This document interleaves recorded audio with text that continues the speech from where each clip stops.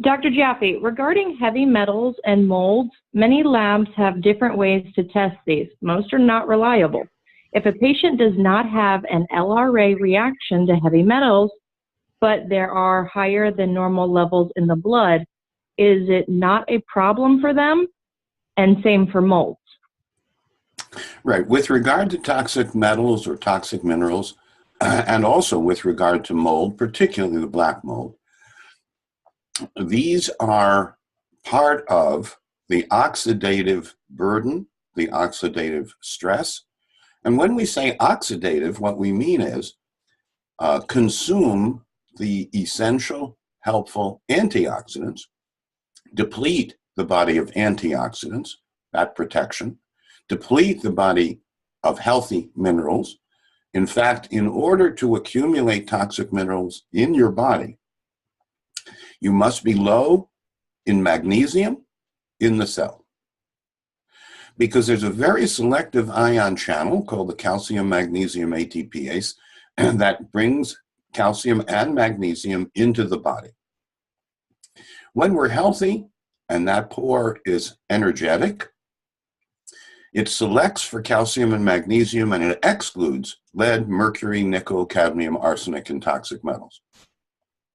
On the other hand, when you have a diet that's acidic or when you eat foods that are immune reactive, the extra acid ends up stripping the minerals, the protective minerals, from the cells.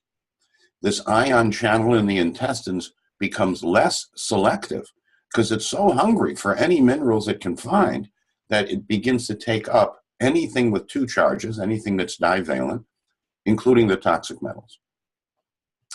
So toxic metals are part of the 21st century environment.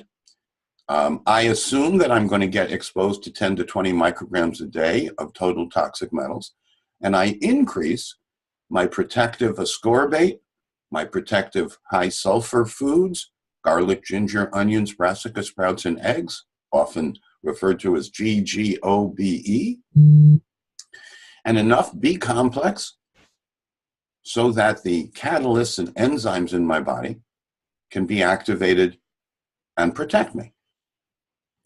So the toxic metals are only harmful to people who are nutritionally deficient and distressed. Now, mold is another category of oxidative stressor, so the same thing applies. The air that we breathe is not perfect. In fact, if I remember correctly, in every urban place, in every city, you get exposed daily to mold spores and to other pathogens in the air and to asbestos and to who knows what. So for me, I want to keep the cells that wiggle around and look for something that is either foreign or irritating and remove it before it builds up in the body.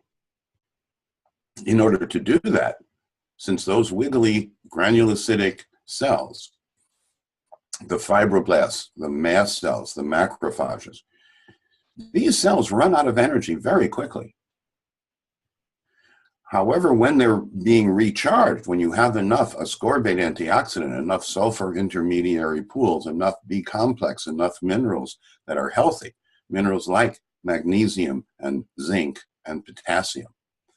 And you want those rich in your diet, but also in your supplements, because when we lack the essentials, then the exposures that we're going to get to toxic metals and to mold become harmful.